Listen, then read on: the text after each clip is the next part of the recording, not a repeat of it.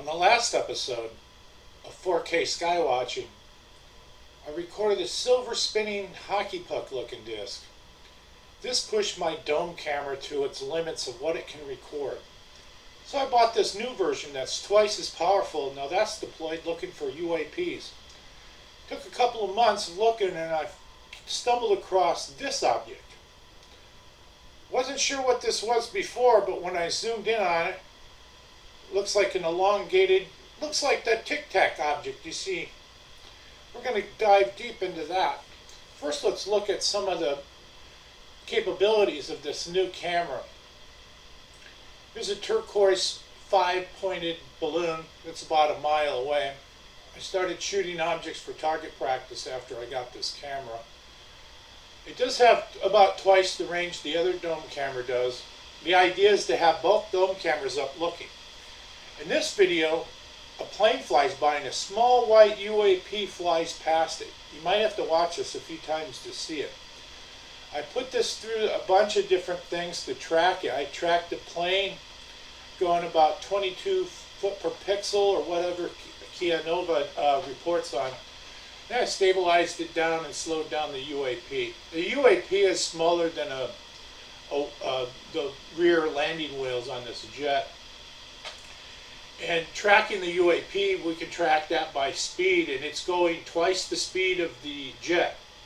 The truth is, I don't really put too much faith in videos like this. We know UAPs are out there, we know they're real, and we know they fly very fast, and this could be one in the video.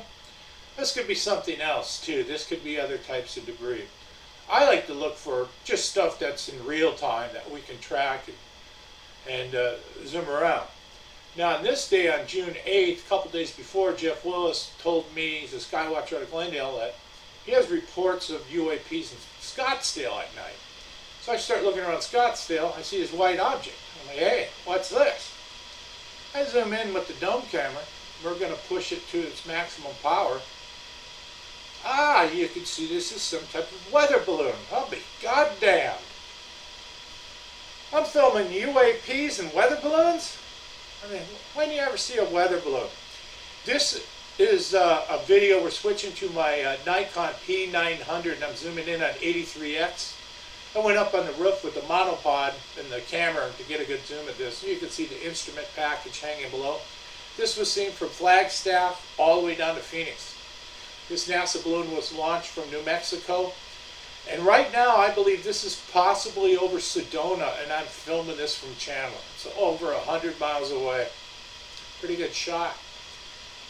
Now in this video, I was looking for a white dot, and there is one next to the cloud on the lower right, and we'll get to that in a second. Hey, see how there's something floating there? It's floating with the clouds. Probably a balloon, I was thinking at first. But I collect everything. Whatever I record, I take off the DVR that comes with the surveillance cameras and save it on the hard drive for later study. So I started watching this. This isn't in 100% focus just yet. When I watched this on a 40-inch television. And when something interesting like this comes up, I switch over to this 55-inch. So I switched over to the 55-inch so it's easier to track these small little objects. Then I decided, okay, it's time to get a good look at this. It's not zoomed in 100%. It's not in full focus. When I did this, the dust devil was blowing through, and it blows all kinds of little particles, leaves, trash around. But my main focus was just watching this thing as it's moving with the clouds. So it's kind of like it's blending in if it's a UAP. The government report that just came out says that UAPs will sometimes hover in clouds and just sit there. And this thing's pretty much just camouflaged in with that cloud. So we cut a little bit later, and now I decide, okay, I'm going to take the camera controls, line this up, and zoom in, and let's get a look at what this white object is. It's kind of moving a little strange. This object now, as soon as I zoom in, it decides to start not drifting with the wind. and going on its own power. So watch this now. The clouds are moving up. This object's going to start moving down and rapidly over to the right. It's going to use the clouds a bit for covers. Shaped like that Tic Tac that Chad Underwood taped in that Super Hornet. So I start panning with it, and you can see now this object is moving against the wind. And whatever the wind speed is, it's moving about twice that in the opposite direction. So not too incredibly fast, maybe 20 or 30 miles an hour. I don't see any strings, so it doesn't look like it's a balloon. Still not sure if it's a grocery bag. Could be a UAP, but funny how now I'm zoomed in, it's moving different. This object's probably over, I would say, Alma School and the I-60 freeway area, up at about 2,000 or 3,000 feet. So this is about 2.5 miles away from the camera, I would guess. So I go into a wide angle and try to track with it, but without clouds, it's hard to keep the camera in focus. Other videos I have, yeah, you get a UAP, and if there's a cloud around, it'll shift its position and move into the cloud, and hopefully you lose it. So I ended up losing the object around here, and then I went into a search grid, which we won't watch, where I'm going left, right, up, down with the camera looking for it. And often if there's a UAP, there's more of them around. So that means, hey, there's activity out, go look around for some more UAP activity. So I'm going to take this video like I did here, put it in Adobe After Effects, lock the UAP down, and let the clouds roll by, and this just gives me a look at the UAP. Then I can run it through the computer again and zoom in on it and get a decent zoom and then study the object more. Now the 9-page report that just came out from the UAP task force is give us more money and we'll give you a 10-page report or 11? They already, where's the bodies? Nothing about Roswell. These phenomena are up there. They're up there about every day somewhere. And I don't know what they are. Sometimes I know what they're not, but we don't know what they are. And there needs to be a study. There needs to be more people doing what I'm doing. We need more dome cameras on roofs.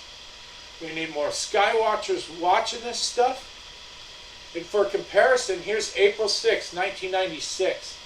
I record a UAP. I yell to my girlfriend, hey Rhonda, I got one over a cloud. Come here, what is this thing? And as soon as I do, it's moving to the right. It shifts down like that other UAP did. And almost like a classic maneuver. Shift down, go into the clouds, and lose top. So this is interesting. This was Super VHS as the master, digitally copied. And then I used AI software to upgrade the resolution to 4K so I could study what these older UAPs are. So here's the video again. Except this time I locked the object down to center it. And interesting how it phases in and out. It's like sometimes it's 100%, sometimes it phases down to like 10%. And it looks like it's rotating or doing something rapidly violent in the video. But here's the same clip, but now it's slowed down so you can get an idea of the shape of the object. I mean, you can see it's not a bird, like Mick West would say. It's a balloon or a bird or something like that. It's none of those things. I don't know what this thing is. I filmed 2 of these. I filmed one that day, one here, and another about an hour later. These are the classic Mexico City hockey pucks. I don't see these too often. I saw this last time in 4K Sky Watching. These are distinctive because they have this strange black line under it, which we don't know. Is that paint? Is that part of the object? Is that an optical illusion? These are really weird objects. Back in the 90s, these would come down to like 3,000 feet like I'm seeing here. Today, like when I'm recording with the surveillance camera, they're typically up around 10,000 feet. They stay up there. It seems like the better camera that you get, the farther away the UAP is going to be. This software that does different resolutions into 4K or 8K is a good research tool.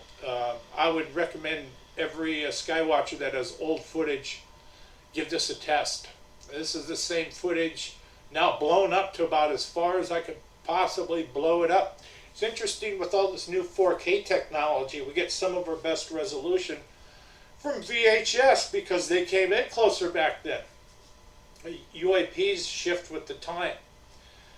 I guess this model Pocky Puck was all the rage back in the 90s, and now they just don't seem to have them around anymore. I rarely see these things, not even in my footage or other Skywatchers footage. I'm hoping that other people copy what I'm doing, see what I do, maybe try some of these cameras, try out this software. We need more people skywatching. We got to blanket the Southwest, we got to blanket big cities, we got to blanket the Midwest, we got to get cameras off the East Coast. These things stay around where there's military training and nuclear activity. So I suggest skywatchers bait these things. If you live around a military test area, get cameras around there. UAPs are going to show up. So we're making small steps forward. It's slow progress, but we're making progress. So, like always, if you're a subscriber, thanks for being a subscriber. I appreciate all of you. I don't have many. If you're not a subscriber, consider it. Hit the bell. I skywatch all the time, so you don't have to. Here's another 1996 video blown up to 4K. Might look at that in the new video. It looks just like the April footage. It's the same object, pretty much.